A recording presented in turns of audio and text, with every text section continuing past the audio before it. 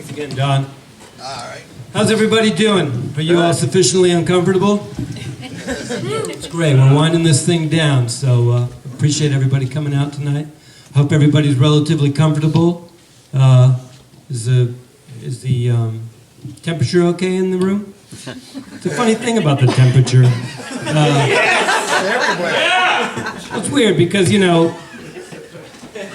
I love air conditioning, but it's weird because why do they call it air conditioning when they're cooling the air, but heating when they're heating the air?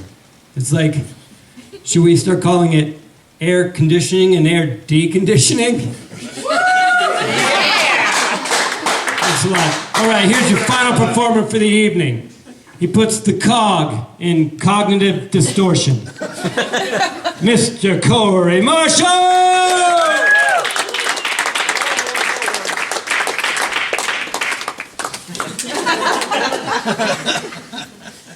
Mr. Corey Marshall!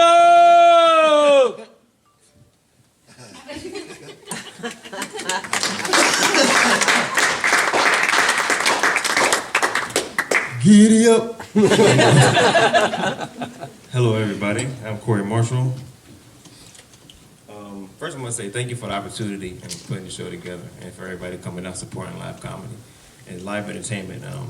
Appreciate Don playing the guitar and everything. Let's just give him a hand on it.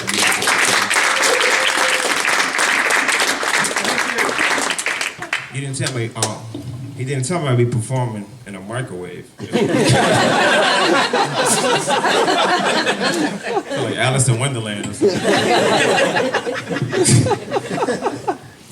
The whole night I was wondering who's gonna be the person. What is this button? What is this? Can I push this?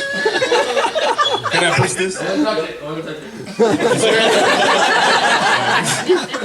That was just not like the emergency alarm, you know what I'm saying? This is like a real stupid place to put it.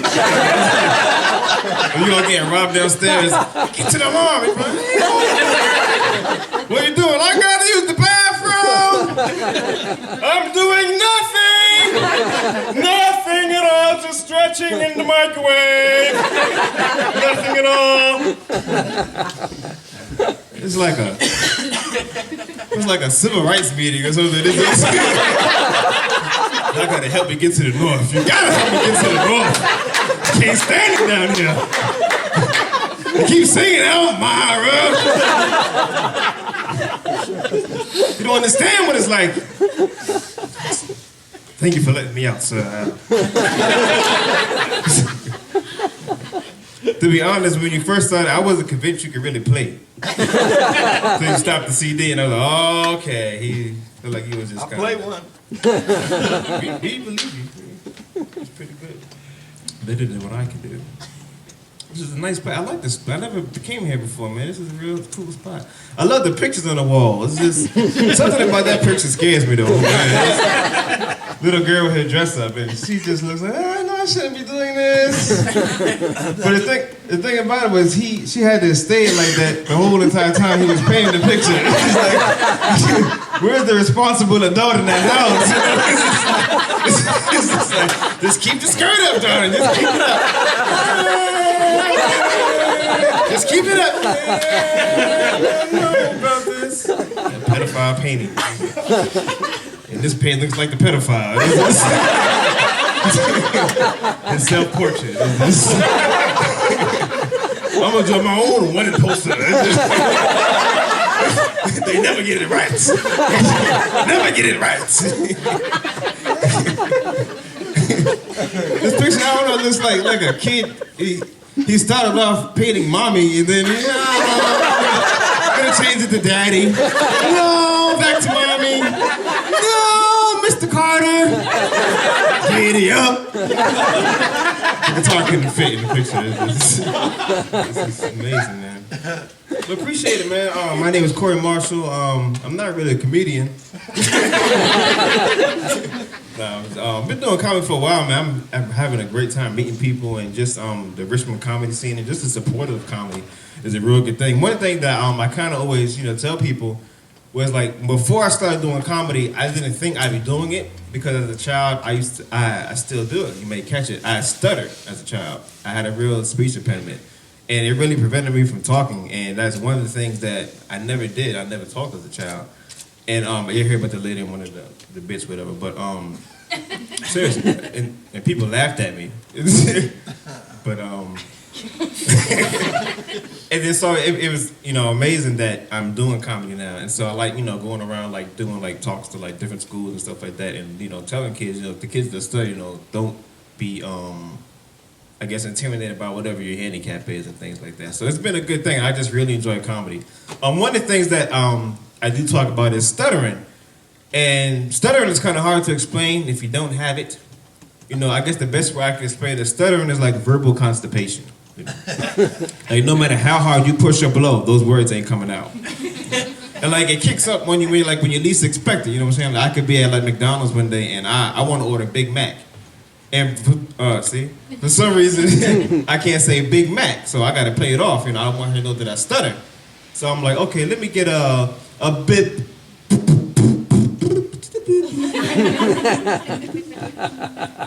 Let me get a.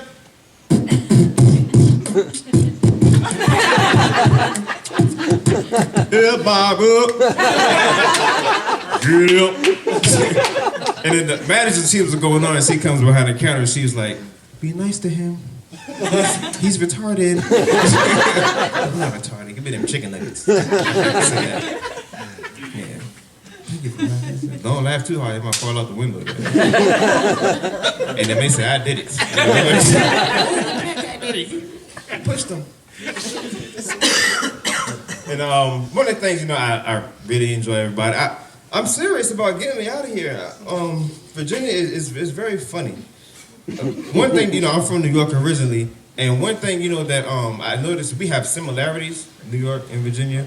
Like when you're driving down the street at night, and those things on the side of the road, they jump out in front of your car. They're the crazy homeless people.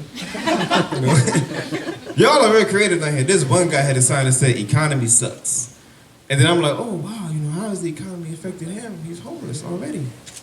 And then I thought about it and I was like, okay, it's basic Negronomics. People aren't buying homes like they used to. So they can't buy large appliances like they used to. So they can't throw the boxes into the alleys like they used to. So he really doesn't have nowhere to stay. But I'm really sensitive about homes, but for real. There was a time where we didn't have a home, so it's kind of things that kind of stuck out of my mind. Seriously, no joke, don't laugh. But and so I felt bad for him. So I rolled down the window and I gave him 5. I was like, rolled up, I locked my doors. I didn't want to hop into my car. Thanks for the ride. I didn't give you a ride. I'm starting to notice things like in Virginia, like a lot of people hold very strong the stereotypes down here, and as far as everywhere, Like for instance, I had like I'm not gonna say a racist moment, it's just a very revealing moment. I learned something about one of my best friends. He's Caucasian. We was in a restaurant, and the waitress comes up to me and says, "Barbecue sauce, right? I got you." She walks away. That's the okay part, My friend sitting next to me, he's like, "Corey, that was racist. How is she just gonna assume you want barbecue sauce with your chicken?" I was like, "You think she's racist? I didn't even order chicken." Giddy up. It's funny. When I kind of tell the story, just kind of background from my family. We have a very comical family, some things happen. My mother is very comical, and our crazy one. This past Christmas, I never get excited for Christmas, because this past Christmas, she gets up like 4:30 in the morning to go shopping on Black Friday. And the only place she goes is Goodwill, And it's like, wow, why do you, I thought every day was Black Friday at Goodwill. Like Christmas morning, it's like, I'm never excited. It's like, oh, you got me a sweater, mother, yeah. You got me a sweater last year. In fact, you got me this same sweater last year. I'm trying to get rid of stuff, you keep bringing it back. Merry Christmas to me. Pretty good. And my father, he's a funny guy too. He just found out what the letters LOL mean. He thought it meant lots of love. And I'm glad I found it out, because like for a long time I thought my pops had like a crazy sense of humor. Like, he sent me a text message, he'd be like, "Son, Sorry to hear about your divorce. LOL.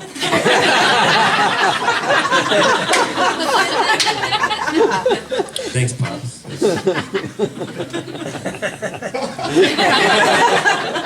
Take your medicine. But I am divorced. Hey, make me, I'm going to jump out the window at the end of my act. You're happy now, woman! Laying on the concrete. That was so funny. I am a joke.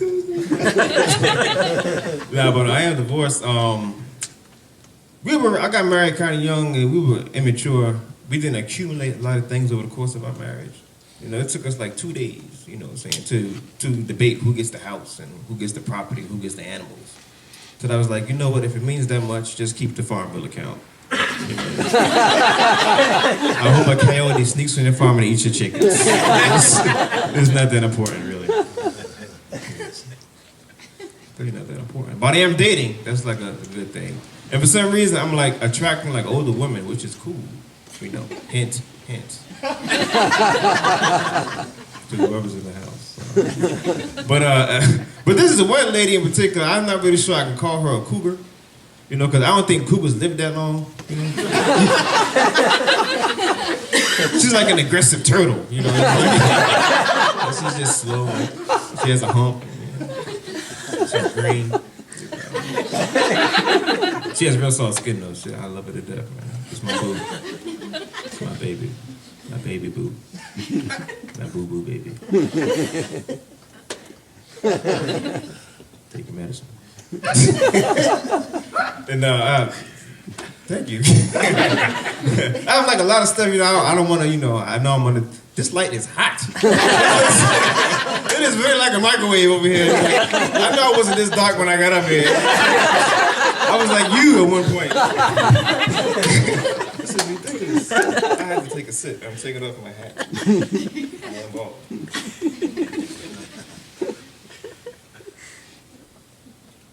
I could have taken it with some dignity. It just looks so sheepish.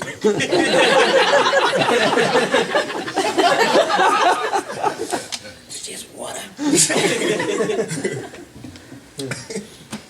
stupid.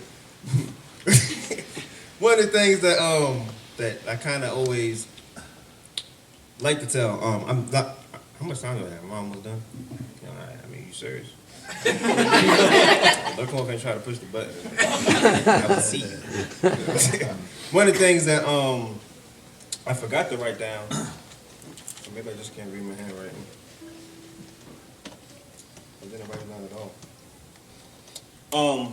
My grandmother, she recently moved in with my parents, and she has dementia, and that's not funny. I know, but the thing she does is funny. And, you know, it's like at one time, you know, we was kind of. Do I have to speak in the microphone? I couldn't really sat in the back of me. Comedy discussion. Who has a joke? That was funny. You are funny. Yes, you are. Yes, you are funny. Yes. Yes. Who else has a joke? That's great. You know, this is so comfortable. Wow. Yes, yes. My name is Corey Marshall, and I am a comedian. Yes, I tell jokes all the time. I can't stop. I have a problem. I need help. Thank you. Comedy support. I still want to go to the north. Can't reach it from here. I'm in trouble. No, but you know, I don't know when we found out that she has dementia, but you know, like she speaks real proper, and like wherever on the phone talking to her, it's like I'll say, "Grandma," she says, "What you?" She'll say, "Corey, what'd you do today?" And I'll say, "Grandma, me and Kelly went to the store." And she'll be like, "No, Kelly and I went to the store." I'm like, "No, Grandma, me and Kelly." She's like, "No, Corey, Kelly and I went to the store." And I'm like, "Grandma, me and Kelly went to the store. Stop! No, stop!" She was like, "Corey, Kelly and I went to the store," and then I started crying like, "Ah, Grandma, take your medicine." and then they kicked her, no, she just speaks proper. So now I feel really bad, that I don't know if she's just playing with us or she really has dementia. Because all right, for instance, we're sitting down and she's telling us stories, she's very historic. So she's telling us stories, about, our ancestry and things like that and how our people came over on boats. And then she starts naming those boats. Like the Pinta, Nina, and the Starship Enterprise. Really, Grandma? For the slave trade? And when the kid said it was on the ship, you know what I mean? It does make sense. That's the connection. It was also a reading rainbow, too.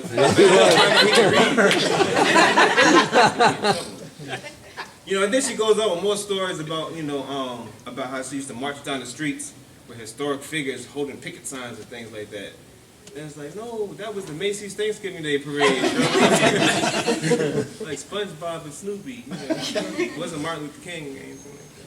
And then I remember this one story. She's very, animated. That's a bad word. I forget I said that. Straight up from the tape. Keep it flowing. She was telling stories, about this baby who's gonna be born, and he's gonna have like special abilities, and he's gonna save people, from out of darkness and bring them into the light. And she was talking about Harry Potter. That's cool. But this is a true story, not really, but this this really did happen for the sake of the joke. But she's at my parents' house. And she's watching TV, and she says, you know what, I want to get a Nintendo Wii. And then I'm like, okay. My father's like, we're not going to get this lady a Nintendo Wii. This is the same lady that thinks the vacuum cleaner is a baby elephant. She's like vacuuming up peanuts and stuff. So, all right, here's what we do. I'm not going to get her a Nintendo Wii. I'm smart. I think I'm smart. What I do is I get a 2 remote controls to the television. And then I say, Grandma, we got you the Wii. I said, this is the new one. You can have any game you want. Turn channels, we turn on SpongeBob and she's having, swimming through the water and whatever. If you want to play sports, you turn to ESPN. And, you want to build something, you watch HGTV. You want to shoot somebody, turn to BET. Or so it backfired on us one time, Because one time I'm going home to see my parents. I walk in my grandma's room, and for some reason, she was watching UFC, like the fighting thing, right? And so she's standing in the room naked, but not really. She has on like the remote control, and she has on like a purple cummerbund. It wasn't a sports bra, but it was a cummerbund. Pretty much, and she's doing the moves and stuff and the thing, and I'm like, Grandma, I'll go to hug her, and she like kicks me in my chest, and I'm like, oh my God. And so I'm on the floor, like, oh, and she's like leaning over me, so I'm like trying to change the channel, to something else. I'm like, Grandma, Kelly and I went to the store. You love me, Grandma.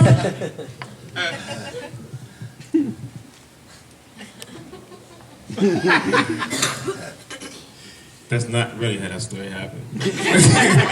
Yes, she just hugged me and we had a great time and ate Skittles. Because old people love Skittles. They really do. Did you know that? Yeah. Yes, they do. I'm pretty much about to go. I had a great time tonight, man. I hope y'all continue doing this. I had a real good time. I did have an interesting text story about a cell phone. Did I tell one about my father with the LOL thing? Okay, yeah. I have another one. The other day, I am texting my mother. I have a new Android phone, and I love it. I hear everybody talking about, oh, the automated text is crazy. It finishes your words for you. I see what you're saying. The other day, I'm texting my mother. I'm sending her a text message. I really miss my crock pot. But that's not what I sent. Before I realized, I looked up and I sent to my mother, I really miss my crack pipe. And so I'm like, no, you don't send this to your mother. You don't do this. And so I'm thinking like a response, like, I'm just joking, you know what I'm saying? But before I could respond, she sends back, me too. And they were like, oh, this, giddy up. That's great. But man, my name is Corey Marshall, and I had a great time, and I hope you all enjoyed.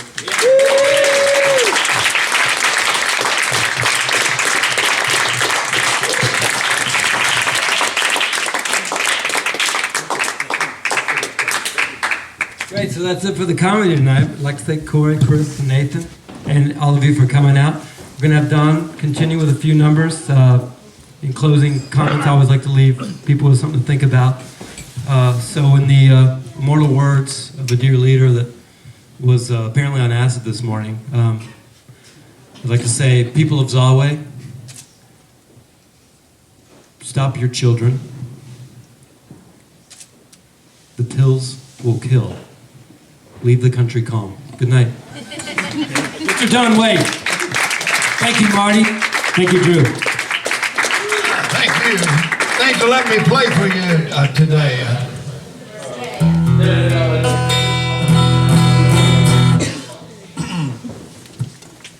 Too much.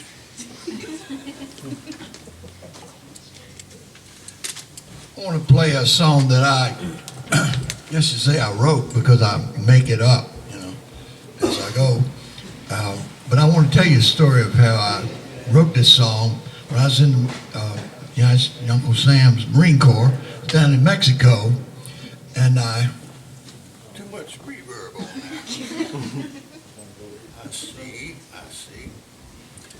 I was down in Mexico, and I went to this restaurant, get something to eat, and right beside the restaurant was this bullfighting arena, and I never went to the bullfighting.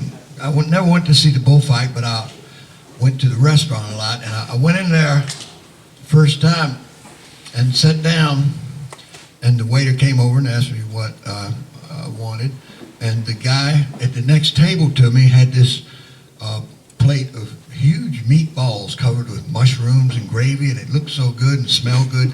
I said, I'll have what he's got. And they said, well, that's bull testicles, and that's the special of the day. We only have one set every day. We get it from the bullfight. After they killed the bull, then they bring them over, and that's our special of the day. If you come early tomorrow, then we can have a set for you. So I came back early the next day, went in, sat down, and I said, I'll have their special of the day. And they brought it out, and I ate one, and it was pretty good. And the waiter came over and said, how you like it? I said, it's good. But I noticed that they're a lot smaller than the ones that the guy had yesterday. And he said, well, sometimes the bull wins the fight.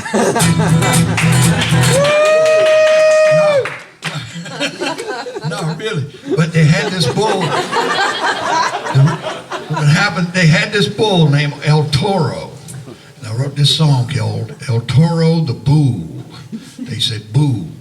El Toro the Bull was a very famous bull. He was huge, and he was magnificent. And he was so magnificent, they didn't want to fight him and kill him. So they just kept him, and before they have a fight, they'd let him run around the arena and snort and everything, and everybody would yell, El Toro, El Toro.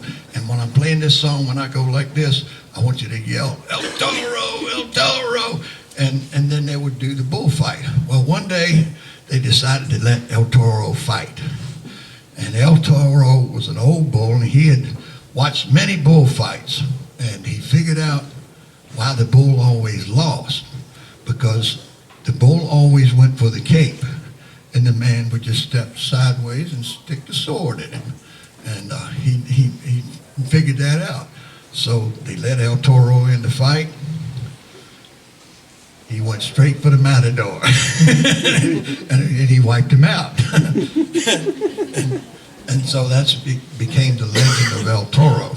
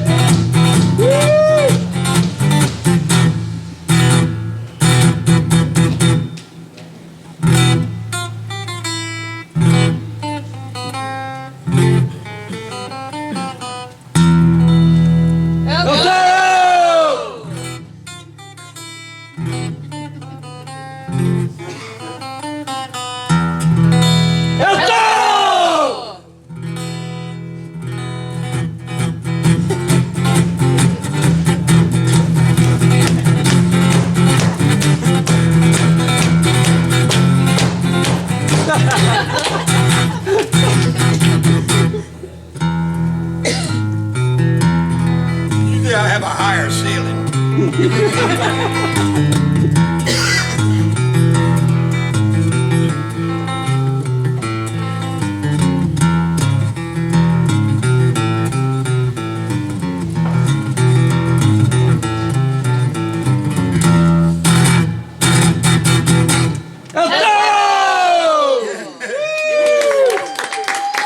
That's all my fun for tonight. Okay. Thank you. I hope you like that and you're not just being polite, but I appreciate you being polite also. Okay, I'll do one more and let you sing along with this one. My G-string slipped.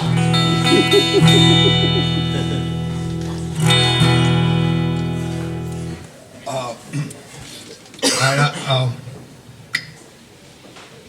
you'll figure it out.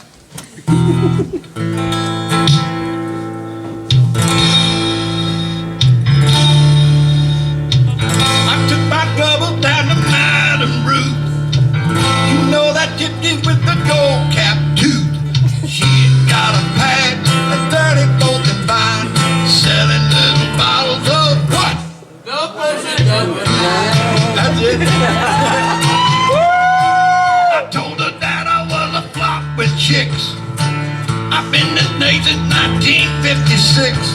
She looked at my palm and she made a magic sign. She said, what you need is love potion number 9. That's it. She bent down and turned around and gave me a wink. Said, I'm gonna mix it up right here in the sink. It smelled like turpentine, it looked like Indian ink. I held my nose, I closed my eyes. I took a drink. I didn't know if it was day or night. Started kissing everything in sight. But when I kissed a cop at 34th and Vine, he broke my little bottle of love potion number 9. That's it.